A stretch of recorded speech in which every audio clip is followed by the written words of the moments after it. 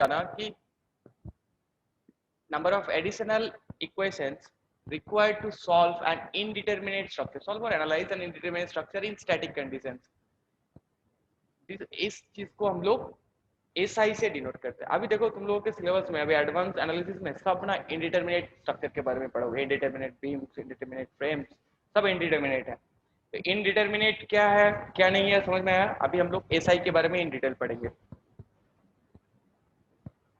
Basically SI क्या है, basically बोलो. बेसिकली क्या है कि हमें देखना है कि मेरा अननोन कितना है और नोन कितना है.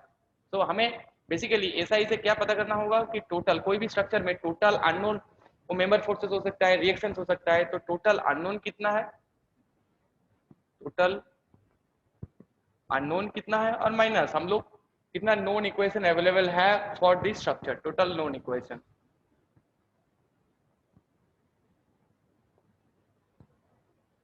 तो टोटल अननोन में क्या क्या हो सकता है, रिएक्शन हो सकता है और क्या हो सकता है, मेंबर फोर्सेस हो सकता है. राइट. और टोटल नोन इक्वेशन हम लोग हर एक ज्वाइंट में जितना भी ज्वाइंट होगा उस ज्वाइंट में कितना हमें इक्विलिब्रियम इक्वेशंस मिल रहा है, total number of equilibrium equations. A basically हम लोग एसआई के बारे में बेसिकली बोल सकते हैं. बोल सकते हैं कि नहीं बोल सकते? Ajay can we say that? Yes sir. बोल सकते हैं. तो अभी चलो एक एक करके स्ट्रक्चर को देखते हैं कि स्ट्रक्चर के लिए हम लोग एसआई कैसे निकालेंगे. तो पहला स्ट्रक्चर हम लोग ट्रस के लिए देखते हैं. ट्रस. तो ट्रस क्या है, पहले क्या है ट्रस? तुम लोग ट्रस पढ़े हो कि नहीं पढ़े हो? ट्रस सर फोर्थ में था थोड़ा बहुत. ट्रस क्या है पहला इसका, जब हम लोग ट्रस बनाएंगे तो पहला क्या होना चाहिए, it is a pin jointed structure. Right.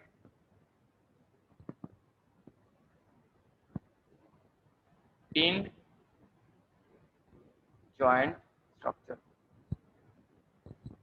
मतलब हर एक जॉइंट इसका पिन जॉइंट होगा. मतलब इसमें ना ही कोई मोमेंट आएगा ना ही कोई मोमेंट को कैरी कर पाएगा. ओके. दूसरा दूसरा क्या था इसके लिए वाइटल एजम्पशंस कि जो भी मैं लोड अप्लाई करूंगा इसमें वो मुझे नोड पे ही या फिर जॉइंट पे ही लोड अप्लाई करना होगा. किसी भी मेंबर पे मैं लोड अप्लाई नहीं कर पाऊंगा. तो all the forces or load should be applied on the joints only. Forces are applied on the joint only. Now तो दो चीज मिला, इसमें कोई मोमेंट आ नहीं सकता है और जो लोड आएगा वो जो भी लोड या फोर्स में एक्सटर्नली देना है you need to apply it through the joint. अभी जॉइंट पे अगर मैं लोड अप्लाई किया, सिर्फ मेंबर पे मैं लोड अप्लाई नहीं कर पा रहा हूँ. दो कंडीशन को देखते हैं, जब हम लोग जॉइंट पे लोड अप्लाई करते हैं, जब हम लोग मेंबर पे लोड अप्लाई करते हैं, तो क्या हो सकता है क्या नहीं हो सकता है. तो अगर जॉइंट पे हम लोग लोड अप्लाई करेंगे बेसिक्स, तो ये लोड मेरा as a member force transfer होगा.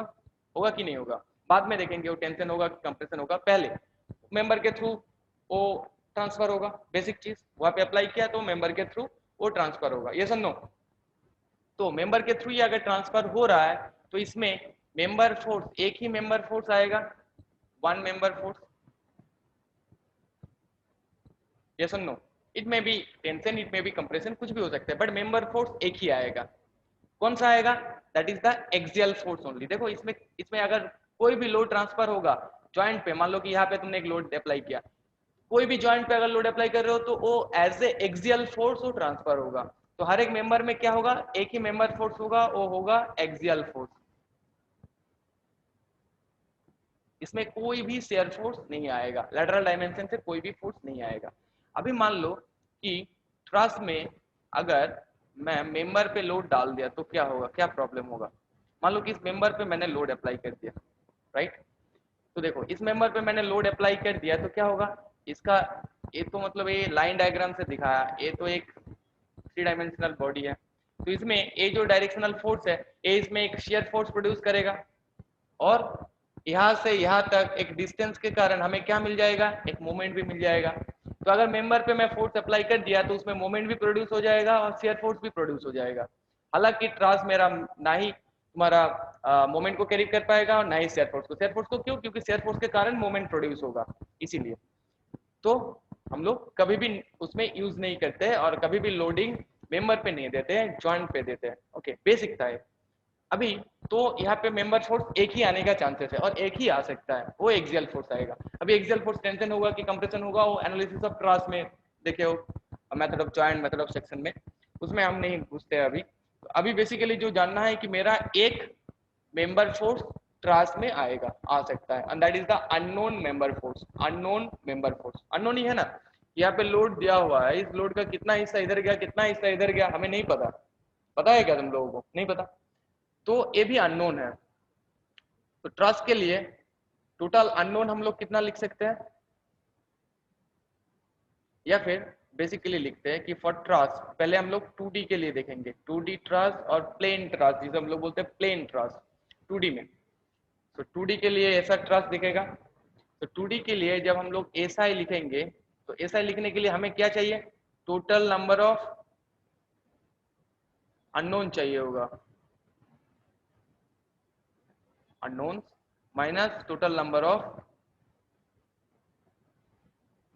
Equilibrium equations.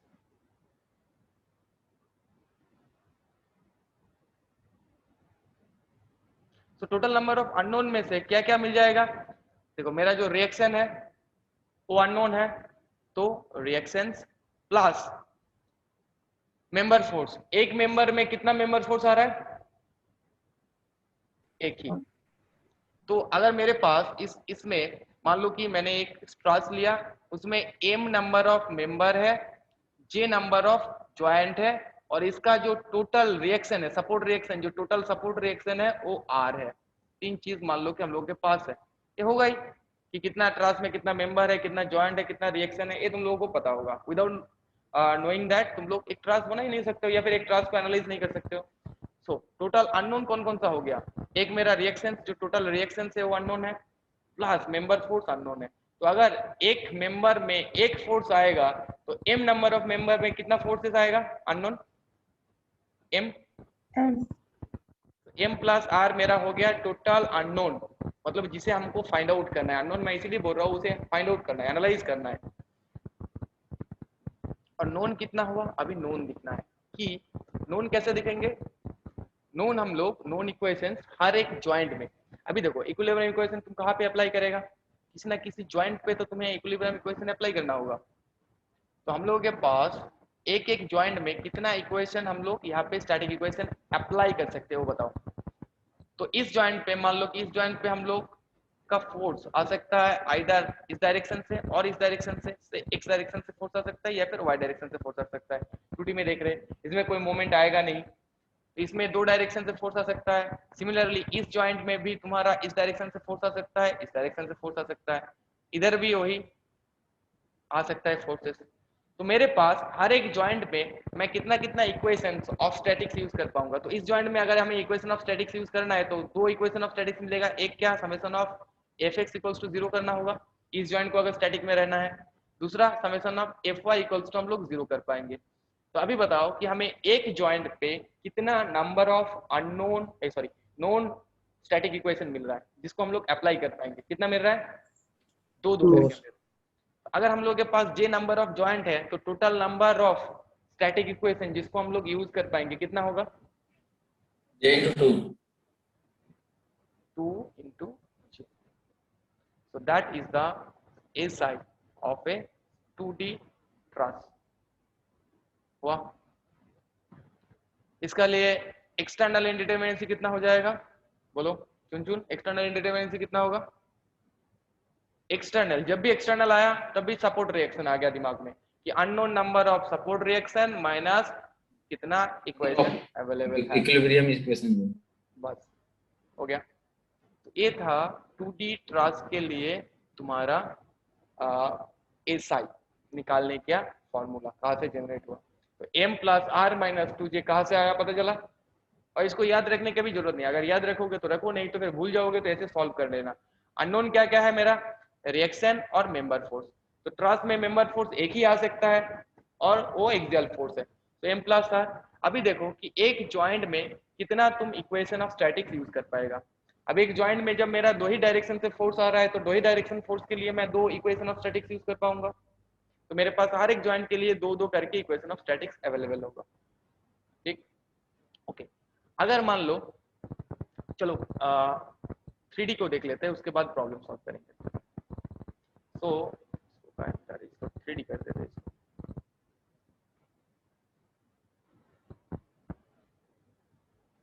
So now 3D truss के लिए क्या होगा?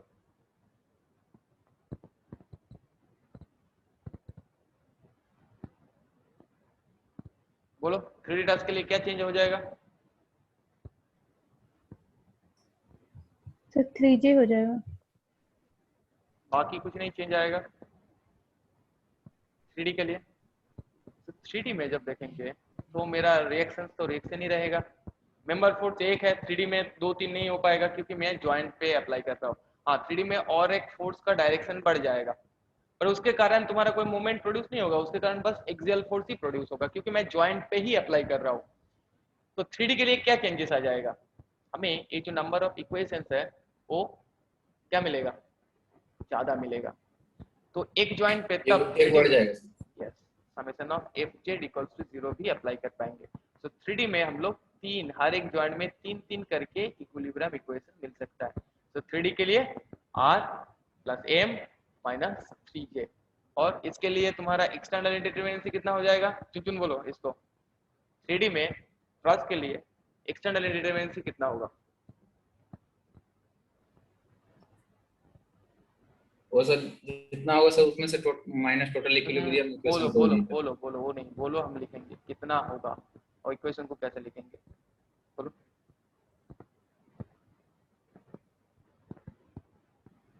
बोलो। सर आर आर माइनस 3 हो जाएगा सर। r माइनस 3 हो जाएगा, इसीलिए तो हम तुमसे पूछे। तो 3D में कितना इक्वेशंस ऑफ स्टैटिक्स अवेलेबल है तुम्हारे पास? 3D में कितना इक्वेशंस ऑफ स्टैटिक्स अवेलेबल है? तीन है 3D के लिए। कितना है? 3 सर। तीन है 3D के लिए equation of statics. 6 sir. 6 sir. तो तीन क्यों बोला फिर 3D में? वो प्रॉब्लम सोचो, कुछ बोलने से पहले सोचो एक बार कि हम क्या बोल रहे हैं और कितना इक्वेशंस अवेलेबल है, इतना अवेलेबल है कि नहीं है। ऑब्वियसली 3D में अभी अभी हम लोग देखे 6 इक्वेशंस नंबर ऑफ अवेलेबल है, तो आर माइनस 6 होगा सर वो। राइट, तो r माइनस 3 बोल दिया था। ओके छोड़ो। तो ए है गड़बड़ हो मेरा, गया। ओके ए मेरा एक स्टैटिक इक्वेशन मिला। तो अभी कुछ प्रॉब्लम सॉल्व कर लो, उससे बाद हम लोग स्टेबिलिटी और इंडिटरमिनेसी के बारे में देखेंगे। अच्छा, उससे पहले ना एक चीज देख लो कि हम लोग एसआई से, एक तो हम लोग डिटर्मिनेट है कि इनडिटर्मिनेट है उसके बारे में पता चल रहा है। दूसरा चीज क्या है कि एसआई से हम लोग कुछ कुछ स्टेबिलिटी के बारे में भी जान सकते हैं। तो इसको थोड़ा हटाते हैं, है ना। तो 2D ट्रस के लिए हम लोग क्या क्या देखा? एसआई का फॉर्मूला क्या देखा हम लोग, बोलो। m plus are minus 2j। 2J। Right, हम लोग के पास एक ट्रस है।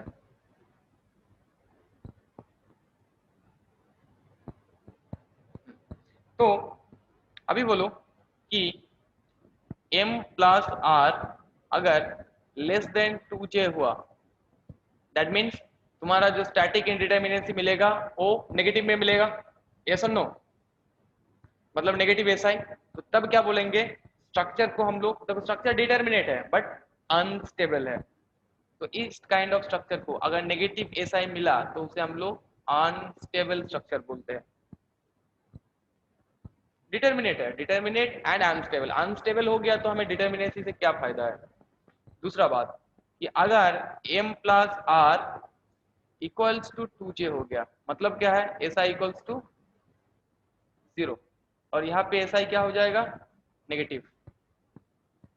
तो इस कंडीशन में क्या बोलोगे? अगर m plus r equals to 2j हुआ किसी भी ट्रस में, तो उस ट्रस को तुम लोग डिटर्मिनेट बोलोगे कि इनडिटर्मिनेट बोलोगे? डिटर्मिनेट बोलोगे। ओके, तो तब इस कंडीशन को हम लोग बोलते हैं डिटर्मिनेट एंड स्टेबल। नाउ अगर m plus r greater than 2j हो गया, मतलब ऐसा ही तुम्हारा कुछ पॉजिटिव वैल्यू मिलेगा, तब उस स्ट्रक्चर को क्या बोलोगे? Indeterminate Terminate. stable. Indeterminate and stable. ठीक, अच्छा अभी स्टेबिलिटी का कुछ क्राइटेरिया है, इसी से हम लोग नहीं कर सकते। जैसे मतलब बहुत सारा कंडीशंस है, उसमें से 2 कंडीशंस तुम लोग याद रखो स्टेबिलिटी का, जो हमें चाहिए होगा। तो पहली बात, ए देखो 0 हुआ तो स्टेबल है, माइनस हुआ तो अनस्टेबल, भूल जाओ वो अनस्टेबल है उसको, और दूसरी बार तुम्हें स्टेबिलिटी क्राइटेरिया से चेक करने का जरूरत नहीं है। बट अगर 0 हुआ तो उस वो चीज स्टेबल है कि नहीं है, इसको देखने के लिए 2 चीजें तुम्हें फाइंड आउट करना होगा। मैं ऑल द स्ट्रक्चर्स के लिए बोल रहा हूँ। पहला स्टेबिलिटी कंडीशन होना चाहिए कि अगर 0 है तो स्टेबल होगा, पर अगर ए चीज हुआ तो स्टेबल नहीं रहेगा। तो ये क्या होगा? अगर सोचो कि तुम्हारे पास एक बीम है, यहाँ पे रोलर है और यहाँ भी रोलर है, और से इधर भी रोलर है। अभी बोलो कि ये जो बीम है ये स्टेबल होगा क्या? Is it Yes. Stable? No, sir. No, sir. This is a very unstable है। example. अच्छा बोले, क्योंकि तुम जब भी यहाँ पे एक एक्सेल फोर्स दोगे वो छिटक जाएगा, है ना? तो इसमें क्या हो रहा है, तो इसको आइडेंटिफाई कैसे करेंगे? देखो इस बीम में all the reaction forces are parallel, right? So if in a structure all the reaction forces are parallel to each other, then the structure will be unstable.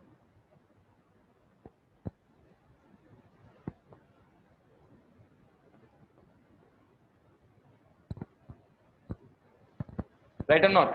अभी मानो कि यहाँ पे इस रोलर की जगह पे मैं हिंज लगा दिया, तो देखो एक हमें इस डायरेक्शन में भी रिएक्शन मिलेगा, तो ऑल द रिएक्शंस तुम्हारा पैरेलल नहीं हुआ, तब जाके वो स्ट्रक्चर स्टेबल हो जाएगा। यहाँ पे मान लो कि एक हिंज लगा दिया, तब तुम एक्सेल फोर्स से उसको मतलब उसका पोजीशन चेंज नहीं कर पाओगे। तो 0 हुआ मतलब ही तुम्हारा ये नहीं है कि दैट स्ट्रक्चर इज स्टेबल, तो तुम्हें कुछ क्राइटेरिया देखना होगा। फर्स्ट क्राइटेरिया देखो कि all the reactions are parallel to each other और नॉट। अगर हर एक रिएक्शन, जितना भी रिएक्शन मिले सब पैरेलल है, तो वो अनस्टेबल है, एक कंडीशन। दूसरा कंडीशन क्या है कि if all the forces are concurrent, if all the reaction forces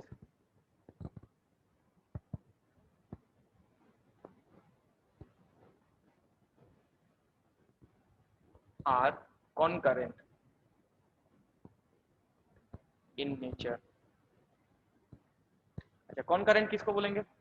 concurrent force बोलो। So एक सर ही जब पॉइंट से एक ज्यादा एक ही force point में सारा डायरेक्शन। मतलब उसका रिएक्शन एक ही पॉइंट पे जाके मिलेगा, एक ही पॉइंट पे जाके मीट करेगा ऑल द रिएक्शन। तो से लेट्स ड्रॉ सम स्ट्रक्चर। कैसे ड्रॉ करें? से let's say we have a truss. तो से यहाँ पे एक रिएक्शन है ऐसे करके इस डायरेक्शन में, और यहाँ पे एक और सपोर्ट है इस डायरेक्शन में। ये भी तुम्हारा रोलर है और ये भी तुम्हारा रोलर है। तो देखो इसका जो रिएक्शन होगा वो इस डायरेक्शन में होगा, इसका रिएक्शन होगा इस डायरेक्शन में होगा, दोनों यहाँ पे आके मीट कर रहा है, मतलब कॉन्करेंट है। तो सपोज मान लो कि यहाँ पे मैंने और एक रोलर लगा दिया, इसका भी रिएक्शन आके मीट कर रहा है यहाँ पे। तो क्या होगा, जब तुम्हारा कोई भी एक इस डायरेक्शनल फोर्स आएगा तो पूरा ये रोटेट करता रहेगा, घूमता रहेगा, मतलब मेरा मोमेंट इक्विलिब्रियम जो है वो फेल हो जाएगा। तो इफ कोई भी स्ट्रक्चर में अगर देखोगे कि अगर तुम्हारा 0 दिखा रहा है, ऐसा ही 0 दिखा रहा है, but all the reaction forces are concurrent, अगर कॉन्करेंट हुआ तो मान लो कि इसको अगर देखोगे, इसी स्ट्रक्चर को अगर देखोगे, इसका ऐसा ही निकालो तो इस ट्रस का ऐसा ही निकालो, तो जो ट्रस मैंने यहाँ पे ड्रॉ किया इसका ऐसा ही निकालो, तो कितना मेंबर दिया मैंने से बीच वाला मेंबर को हटा दो, कहते रखो कोई बात नहीं, करो तो ऐसे करो तो बीच वाला मेंबर सर को ये हटा 3D में है क्या? नहीं 2D में, 2D तीनों जगह पे 3 तुम्हारा रोलर है और 2D में। तो इसके लिए ऐसा ही निकालो कितना आ रहा है देखो, ऐसा कैसे निकालेंगे, हम लोगों के पास इक्वेशन जीरो आ रहा अवेलेबल, है सर। 0 आ रहा है तो 0 आएगा।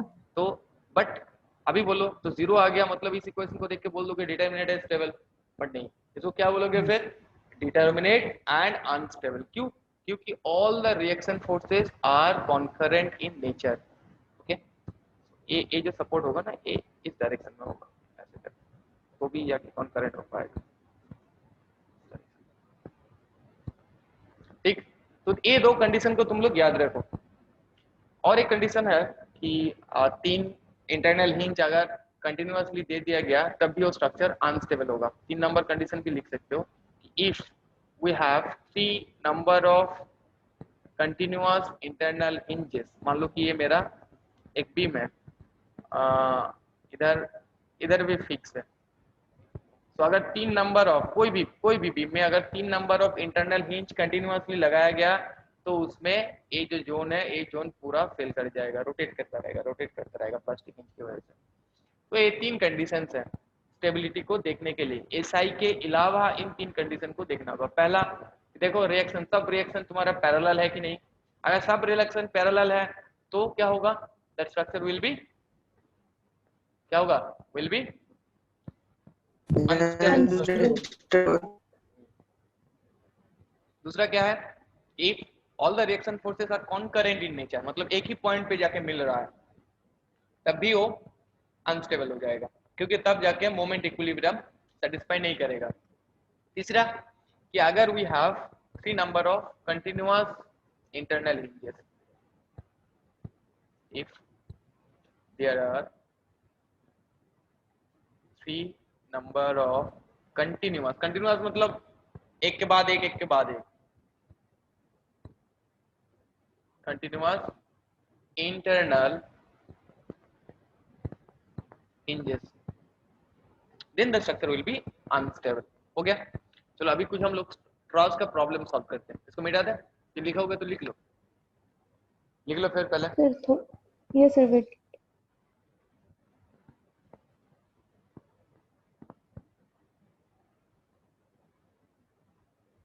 सर यहाँ जो हम लोग ऐसा ही निकाले तो दोनों का मिक्स होगा सर, एक्सटर्नल और इंटरनल का।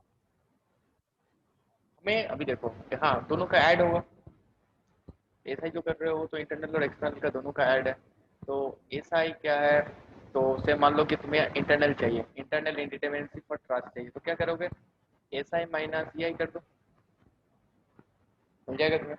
हालांकि हमें इंटरनल चाहिए नहीं होता है, हम लोगों को एक्सटर्नल से मतलब है, तो इंटरनल मिल जाएगा तुम्हें, करो। क्योंकि ऐसा he is the combination of, देखो तुमने क्या क्या किया, जब अननोन रिएक्शंस, सिर्फ तो रिएक्शंस नहीं लिया, unknown reactions plus member forces लिया, मतलब तुम्हें इंटरनल और एक्सटर्नल दोनों का कंबाइंड फॉर्म है तुम्हारा स्टैटिकल इंडिटरमिनेसी।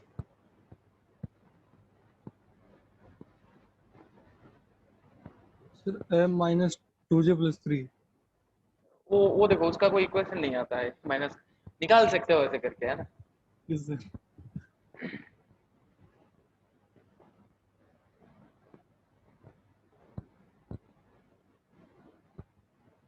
हो गया तो बताना, हम लोग प्रॉब्लम सॉल्व करेंगे कुछ। ये सर हो गया। बाकी लोगों का हो गया, बेटा दे इसको। Yes sir. Yes Arjun yes sir, हो गया। लिख लिया ना, एग्जाम्पल के साथ लिख लो, है ना, हाँ, तब जाके याद रहेगा। ए इस डायरेक्शन में, ए सपोर्ट इस डायरेक्शन में होगा कॉन्करेंट होने के लिए, और ए इस डायरेक्शन में, दोनों ठीक एक ही पॉइंट पे मीट करेगा। हाँ तीनों एक ही पॉइंट पे मीट करेगा, अगर 3 दिया तो तीनों एक ही पॉइंट पे मीट करेगा। तो कॉन्करेंट फोर्स मतलब all the forces are meeting at the point concurrent. Yes sir. Mechanics, तो चलो, तो हमें एसआई 2D के लिए एसआई का फॉर्मूला क्या मिला क्रॉस में, m plus r minus 2j, simple सा फॉर्म है, भूल भी जाओ तो निकाल सकते हो, एम क्या है? Member forces. एक मेंबर में एक ही मेंबर फोर्स है, इसीलिए एम नंबर ऑफ मेंबर है तो M number of member forces आएगा। अगर 2 मेंबर फोर्स होता तो 2m लगाता, 3 मेंबर फोर्स होता तो 3m लगाता। करेंगे अभी। और इसके लिए एक्सटर्नल इनडिटर्मिनेसी का फॉर्मूला आया r-3। चलो सॉल्व करो सब लोग, कॉपी और पेन निकालो। एकदम पहले बेसिक से शुरू करते हैं।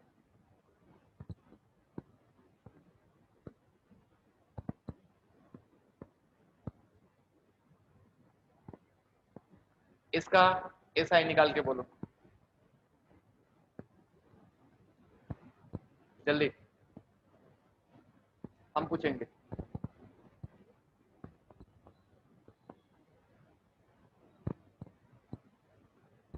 लास्ट से पूछते हैं।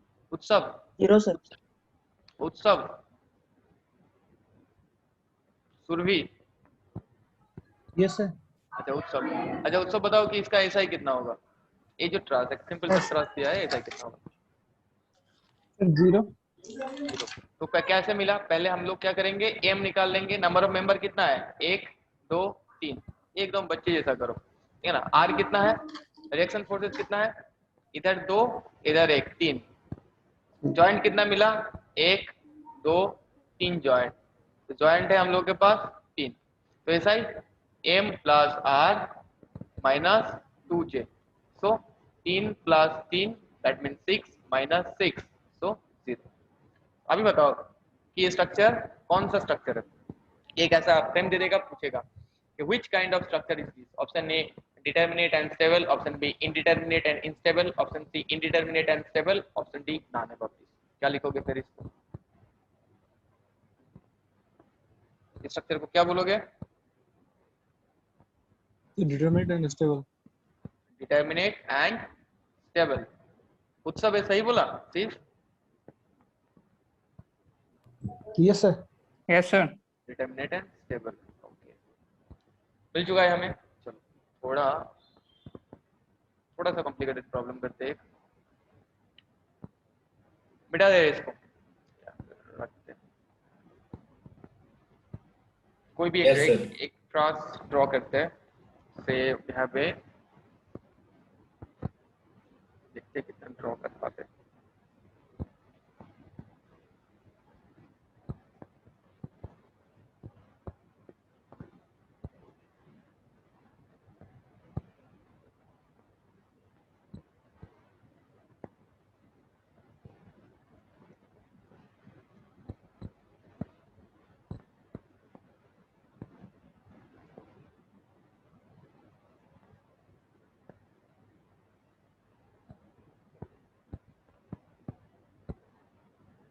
निकालो इस ट्रस्ट का एसआई निकालो, एआई निकालो और बताओ कि ट्रस्ट कौन सा टाइप का ट्रस्ट है। अच्छा उससे पहले सुन लो कि ट्रस्ट में ये जो 2 मेंबर दिखता है ना, इसको हम लोग क्रॉस ब्रेसिंग बोलते हैं। दोनों दोनों अलग अलग 2 मेंबर है, सर। अलग अलग मेंबर है। इसके बीच में कोई ज्वाइंट नहीं होता है, ये ओवरलैप वाला पोर्शन होता है। ओके, एक कोई भी ज्वाइंट नहीं होता है, ये 2 ही मेंबर है। एक को 4 मेंबर और अंदर ज्वाइंट मत समझो, ये ब्रेसिंग सिस्टम है। ओके, अगर अंदर भी ज्वाइंट दे देता तो इस ब्रेसिंग का कोई काम ही नहीं होता है, ठीक है। तो ये 2 ही मेंबर है और ये ओवरलैप पोर्शन है, इसमें कोई ज्वाइंट है नहीं। तो अभी निकालो इसके लिए कितना होगा, हम पूछेंगे। निकाल के रखो एक एक करके, इसको करो और दो एक प्रॉब्लम देते हैं।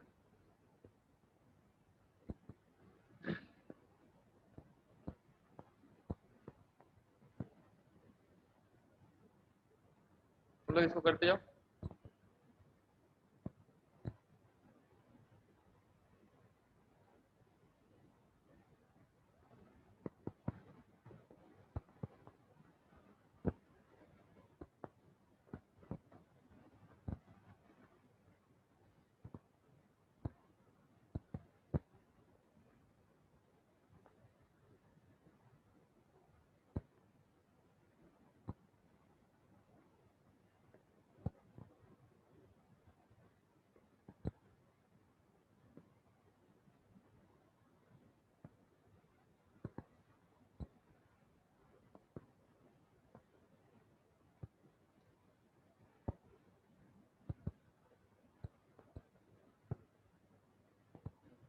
इन दोनों स्ट्रक्चर के लिए निकालो पहले, और एक देते हैं। लास्ट में कौन सपोर्ट है सर? तीन जगह लास्ट में इस सपोर्ट को क्या सपोर्ट बोलते हैं? तो गोल रोलर रोलर रोलर नहीं Yes. Sir, roller roller support. तो साइन अलग है ना सर रोलर का? रोलर का साइन ऐसे ऐसे भी दिया जाता है, रोलर का साइन, है ना?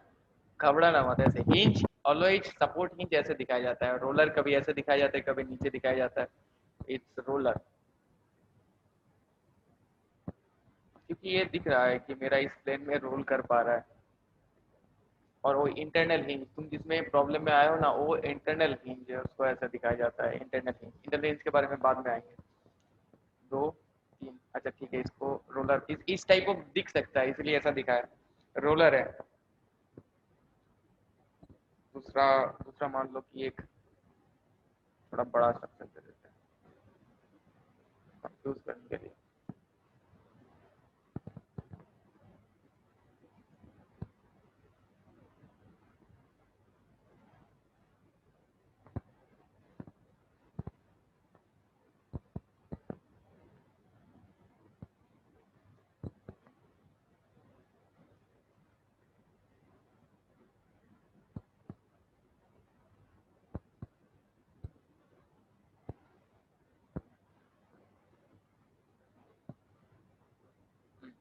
तीन को सॉल्व करो तुरंत, और बताओ कि कौन कौन सा स्ट्रक्चर है। पहले सॉल्व कर लो, 6 मिनट बचा हुआ है, विद इन दैट 6 मिनट तुम लोग इसको सॉल्व करो।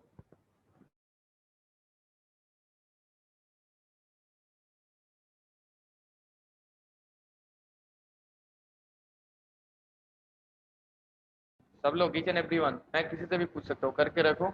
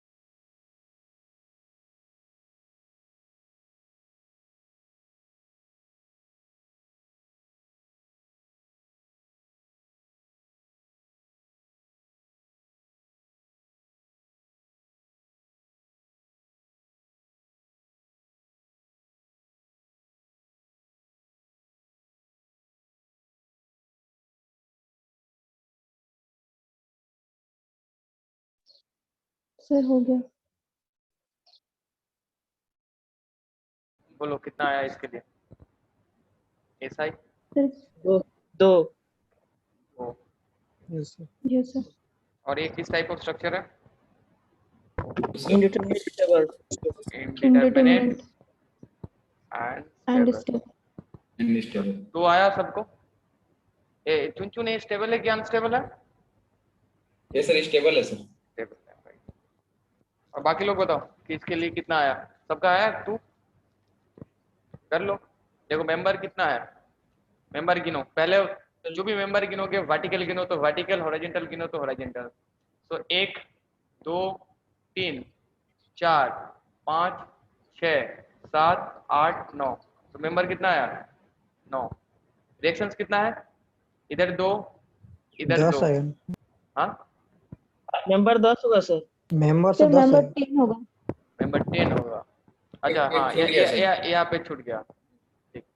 तो 10 है। रिएक्शन 4 है। जॉइंट कितना होगा? गिनो जॉइंट। 6 1 6 2 3 4 5 6, तो जॉइंट 6। तो इसका ऐसा कितना हो जाएगा? ऐसा करो, m plus are minus 2j।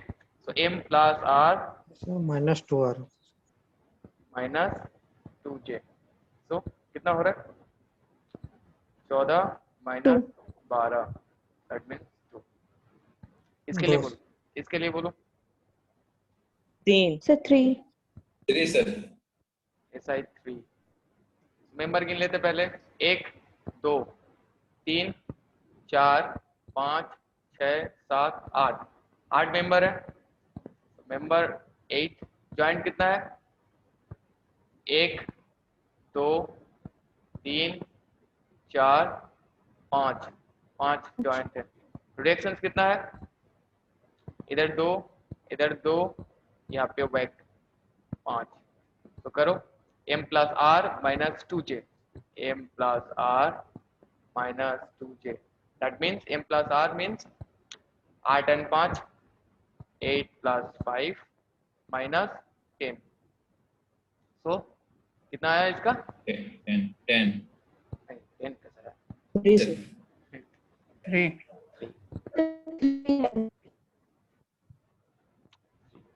और ये स्ट्रक्चर कौन सा है? ये भी तुम्हारा indeterminate indeterminate and stable table. अभी इसके लिए बोलो ऐसा कितना है? 4 4। तो मेंबर गिनते हैं पहले। पहले देखो हम लोग इसमें देखो मेंबर गिनने में डिफिकल्टी हो सकता है, तो पहले क्या करोगे? पहले हॉरिजॉन्टल मेंबर्स गिन लो। 1 2 3 4 5 6 7 8। ठीक, अभी तुम वर्टिकल मेंबर्स गिनो। तो यहाँ पे कितना मिला? 8 मिला। 9 10 11 12 13 14 15 16 17 18 19 20। मेंबर 20 है। आया तुम लोगों का 20?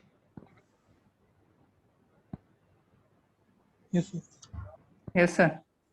तो मेंबर आ गया Yes. 20। अभी गिनो ज्वाइंट कितना 20 है? plus 4. ज्वाइंट कितना है? 1 2 3 4 5 6 7 8 9 10। तो ज्वाइंट कितना मिला? 10। रिएक्शन कितना है? 10. 4। 4. इधर 2 इधर 2। तो ऐसा कितना हो जाएगा? m plus r that means 24 4. Minus 20 that means. ठीक, तो बेसिकली हम लोगों का जो बेसिक क्लासेस है अभी खत्म होने वाला है। इसके बाद ज्वाइन करोगे क्या? क्लास है इसके बाद? 11 यस सर कंप्लीट। अच्छा ठीक है, फिर yes sir class है कल तो कल हम लोग बाकी कंटिन्यू करेंगे। ठीक है, आज यह तक इसको रिकैपिचुलेट करना और कुछ प्रॉब्लम्स एक्स्ट्रा सॉल्व करना। ठीक है, कल हम लोग बाकी फ्रेम, अभी तो हम लोग बस नॉर्मल पढ़े, अभी इसके बाद रिलीज के बारे में पढ़ना होगा, बहुत सारा सेक्शंस आएगा, धीरे धीरे करते हैं, कोई प्रॉब्लम नहीं। तो बोलो अप टू दिस कोई किसी को कोई डाउट है? किसी को कुछ पूछना है? ठीक है सर क्लियर है तो नेक्स्ट क्लास में करते हैं। Yes thank sir. You. Thank you sir कल ही क्लास है ना? यस सर कल होगा। कल ही, हाँ कल 11 10 है, कल ही होगा।